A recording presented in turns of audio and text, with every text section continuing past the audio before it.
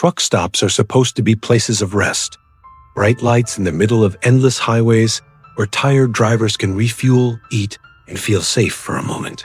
But for some, these stops become the setting of encounters that defy logic and linger long after the engine is turned off. Across the United States, truckers have reported strange figures walking between trailers, voices coming through silent CB radios, and people who seem to appear without ever arriving. These are not campfire tales. They are first-person testimonies from drivers who experienced something they still struggle to explain. Tonight, you'll hear 3 true truck stop horror stories. Encounters that began as ordinary nights on the road, but ended in moments of pure dread. So before you settle in, ask yourself, when you stop in the middle of nowhere, are you ever truly alone? Hello, little ravens. Tonight, another story has been added to the archive. Truck drivers who were expecting a rest stop but didn't find one. If you like realistic horror, subscribe and listen carefully. I've been driving long-haul routes for over 15 years, and during that time, I've learned that truck stops are supposed to be safe havens. Bright lights, security cameras, and the constant movement of drivers usually create a sense of comfort in the middle of nowhere. But one night in Oklahoma changed the way I see those places forever. It was just after 2:30 a.m. when I pulled into a large truck stop off Interstate 40. The lot was half full, which is normal for that hour. I parked between 2 refrigerated trailers, shut down my engine, and sat there for a moment, enjoying the sudden silence after hours of driving. As I gathered my things to head inside, I noticed a man standing several rows away. At first, nothing about him seemed unusual. Truck stops are full of people at all hours, but something about the way he stood caught my attention. He wasn't moving, not shifting his weight, not looking around, just standing perfectly still between 2 trailers. I watched him for a few seconds, expecting him to eventually walk away. Instead, he slowly turned his head toward me. Even from that distance, I had the strange feeling that he was looking directly into my cab. The parking lot lights flickered slightly, and for a moment, I considered staying inside my truck. Still, I brushed it off as paranoia and stepped out. The air was cold and carried the low hum of idling engines.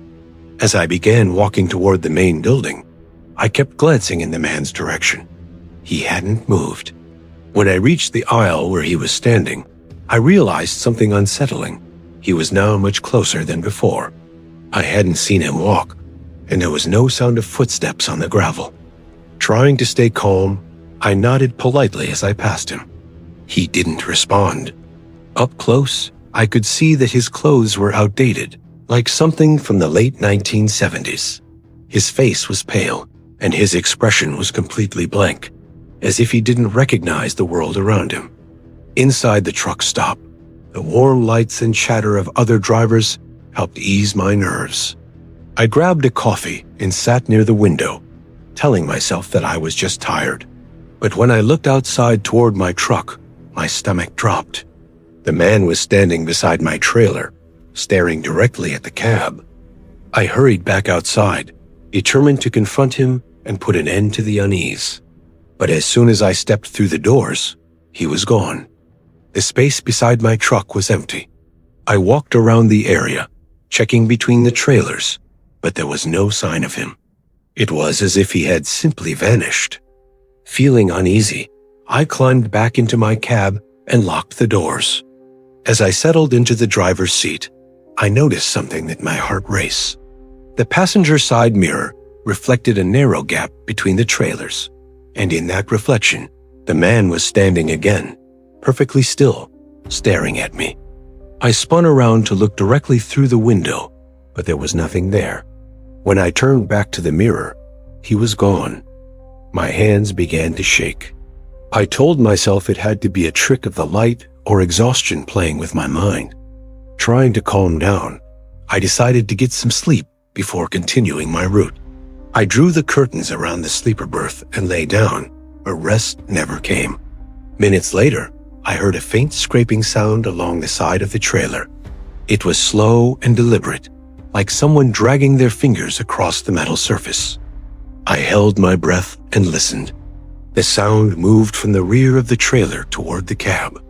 Then came a soft knock on the passenger door, 3 slow, evenly spaced taps.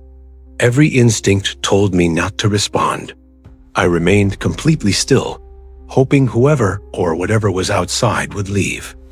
After several minutes of silence, I finally gathered the courage to peek through the curtain. The parking lot looked normal again. Trucks idled, and a few drivers walked toward the building. There was no sign of the man.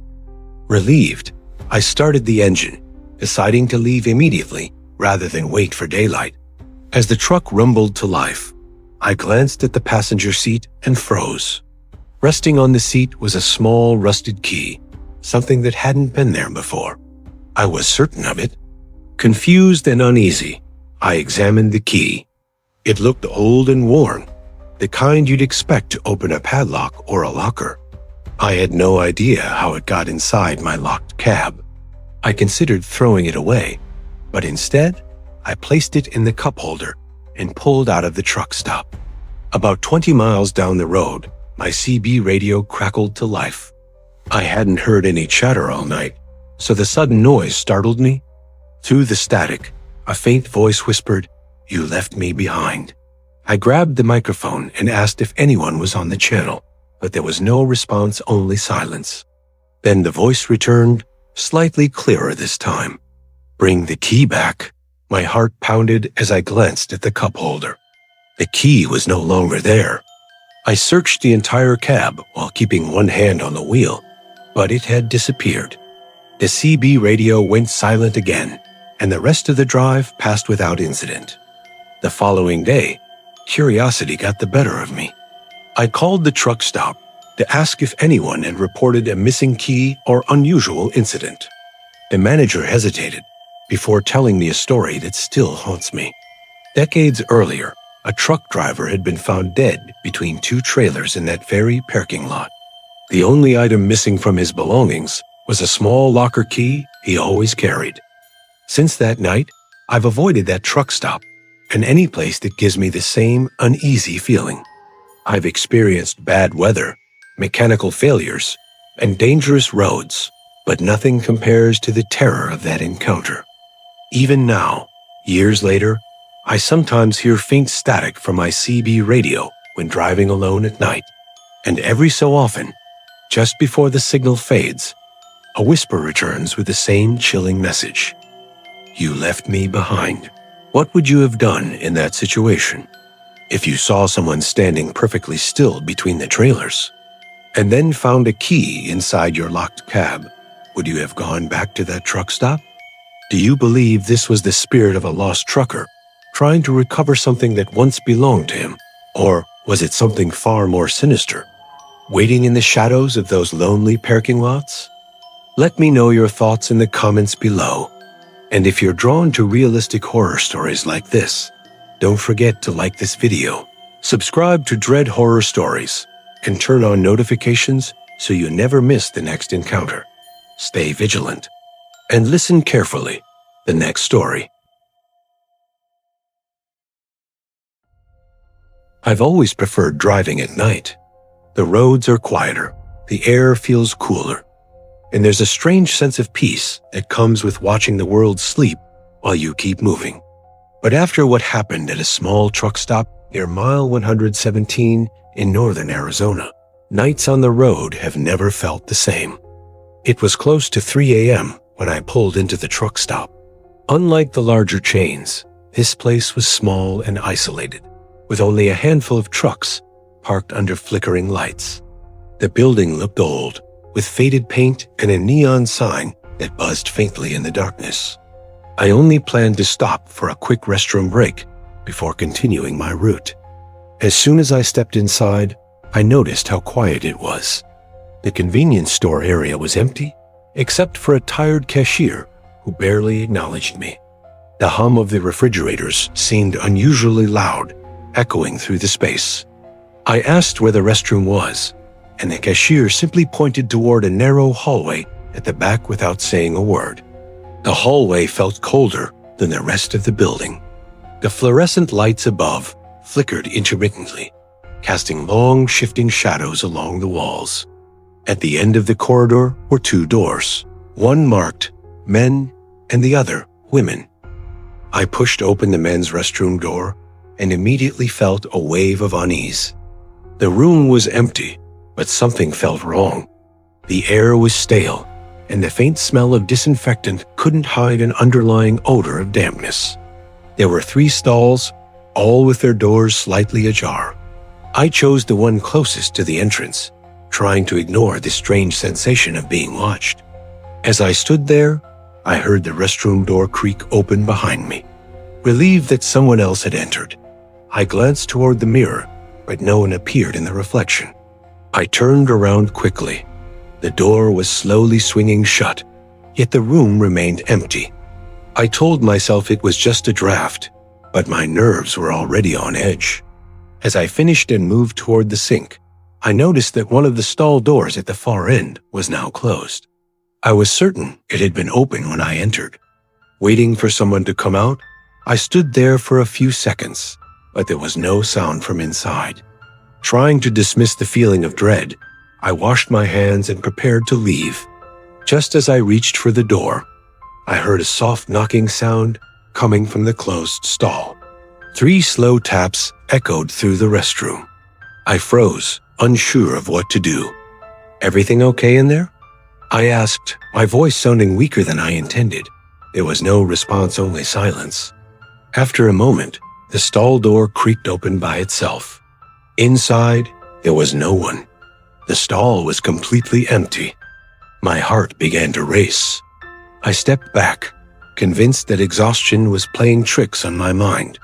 As I turned toward the mirror to steady myself, I felt a chill run down my spine. Written across the fogged surface were the words, "Don't leave." I stared at the message, trying to understand how it could have appeared. I hadn't noticed any condensation before, and I was certain no one else had been in the room. Panic began to set in. I quickly wiped the mirror with a paper towel, erasing the message, and hurried out into the hallway. The convenience store was just as quiet as before. The cashier glanced up briefly as I approached the counter to pay for a bottle of water. Trying to sound casual, I asked if anyone else was in the building. He shook his head and said, "Just you." I hesitated before mentioning the message in the restroom, but something about his expression made me stop. He seemed unsurprised, almost as if he had heard it before. Instead of asking further questions, I returned to my truck, eager to leave the place behind. As I climbed into the cab, a strange sense of relief washed over me. I locked the doors, started the engine, and prepared to pull out of the parking lot. But as I adjusted my rearview mirror, my breath caught in my throat. Reflected in the mirror was the entrance to the truck stop, and standing just inside the doorway was a figure. It was tall and motionless, its features obscured by the harsh interior lighting. Even from that distance, I could feel that it was watching me. I blinked and looked again. The doorway was empty. Shaken, I began driving down the highway, trying to convince myself that the ordeal was over. The road stretched endlessly ahead, illuminated only by my headlights. For several miles, everything seemed normal, and I started to relax. Then my CB radio crackled to life. At first, I assumed it was another driver attempting to communicate, but instead of the usual chatter, a distorted whisper filled the cab. The voice was faint yet unmistakable. "Don't leave." My grip tightened on the steering wheel. I checked the radio settings, but the channel was clear. No other trucks were nearby. The whisper repeated, slightly louder this time. "Don't leave." I turned off the CB radio completely, but the voice continued, echoing softly within the cab as if it were coming from somewhere inside the truck itself. Desperate to escape the sound, I increased my speed, focusing on the road ahead. A few minutes later, I noticed something even more disturbing. The digital clock on my dashboard read 3:17 a.m., the exact time I had arrived at the truck stop. No matter how long I drove, the time refused to change. Panic set in as the whisper returned, now accompanied by a faint knocking sound, 3 slow taps, just like in the restroom. The noise seemed to come from behind the sleeper berth. Summoning all my courage, I glanced over my shoulder. For a brief moment, I saw the outline of a figure sitting on the edge of the bed, its head tilted unnaturally to one side. I slammed on the brakes and turned around fully, but the berth was empty. When I looked back at the dashboard, the clock finally changed to 3:18 a.m., and the whispering ceased. The rest of the drive passed in silence, but the sense of unease never left me. Days later, I researched the location of that truck stop. I discovered that years earlier, a traveler had been found dead in the men's restroom under unexplained circumstances. According to local rumors, he had entered the building during the night but was never seen leaving. Some employees claimed that strange messages would occasionally appear on the restroom mirror, always urging visitors not to leave. I never returned to that place. Even now, when I stop at unfamiliar truck stops, I avoid using the restrooms whenever possible. And sometimes, during the quietest moments of the night, I still hear that faint whisper echoing in my mind. Don't leave. Have you ever stopped at a place that felt like it didn't want you to leave? Imagine seeing a message appear on a mirror when you are completely alone, and then hearing the same words follow you down an empty highway. Do you think the traveler was trying to warn others, or was it something darker, attempting to trap anyone who entered that restroom? And if you had seen that figure sitting in the sleeper berth behind you, would you have kept driving? Share your thoughts in the comments below. If you enjoy realistic and psychological horror like this, don't forget to like this video, subscribe to channel, and turn on notifications so you never miss the next encounter. Stay alert, because some places never let you go. I've been a truck driver for nearly 2 decades, and over the years, I've learned to trust my instincts. The road has a way of teaching you when something isn't right, but nothing could have prepared me for what happened during a routine stop at a truck stop in rural Tennessee. It was around 1:45 a.m. when I pulled into the lot. The place was unusually quiet, with only a few trucks parked under dim, flickering lights. After hours of driving, I decided to grab a coffee and rest for a while before continuing my route. The stillness of the night felt heavier than usual, as if the air itself was pressing down on everything. Inside, the truck stop was nearly empty. A single employee stood behind the counter, and an old country song played faintly through the speakers. I ordered a coffee and sat by the window, watching the parking lot. That's when I noticed a young woman standing near the edge of the lot, just beyond the reach of the overhead lights. She wasn't moving. Her posture was rigid, and her long hair obscured most of her face. Assuming she might be stranded, I felt a sense of responsibility to check on her. After finishing my coffee, I stepped outside and approached her cautiously. "Are you okay?" I asked. She slowly lifted her head. Her face was pale, and her eyes seemed unfocused, as if she were looking through me rather than at me. In a soft, trembling voice, she said, "I need a ride." Just a few miles down the road, every instinct told me to refuse, but something about her vulnerability made it difficult to walk away. Against my better judgment, I agreed. She climbed into the passenger seat without another word, her movements slow and deliberate. As I started the engine, I noticed that the temperature inside the cab had dropped noticeably. We drove in silence for several minutes. I attempted small talk, asking where she was headed, but she didn't respond. Instead, she stared straight ahead, her expression blank. The only sound inside the cab was the steady hum of the engine and the occasional crackle of the CB radio. After about 10 minutes, I glanced at her and realized something unsettling. She hadn't blinked once since entering the truck. Her breathing was shallow, almost imperceptible, Trying to shake off the growing sense of dread, I asked again where she needed to be dropped off. She slowly turned her head toward me. Her lips parted slightly as she whispered, "You weren't supposed to stop." A chill ran down my spine. Before I could respond, the CB radio suddenly erupted with loud static. Through the noise, multiple voices began speaking at once, overlapping and distorted. Among them, I could clearly hear a single phrase repeated over and over. "She never left. She never left." Startled, I looked back at the road for only a second. When I turned toward the passenger seat again, it was empty. I slammed on the brakes, my heart pounding in my chest. The truck skidded slightly before coming to a stop on the deserted highway. I searched the cab frantically, calling out to her, but there was no sign that anyone had ever been there. The passenger door was still locked from the inside. Trying to rationalize what had happened, I convinced myself that exhaustion must have caused a hallucination. Shaken but determined to continue, I resumed driving. However, the sense of unease only intensified. The temperature inside the cab remained unnaturally cold. The faint scent of damp earth lingered in the air. A few miles later, I noticed a weathered road sign illuminated by my headlights.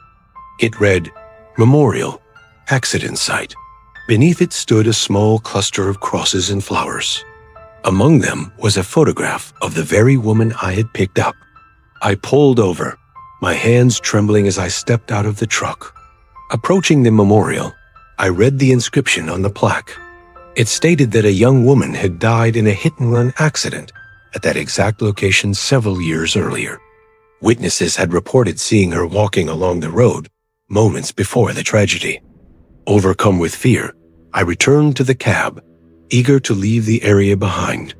But as I settled into the driver's seat, I noticed something that made my blood run cold. The passenger seat was slightly indented, as if someone were sitting there. I stared in disbelief as the indentation deepened, forming the unmistakable outline of a human figure. The seatbelt beside it slowly tightened on its own, accompanied by the faint sound of breathing. Frozen with terror, I could do nothing but watch.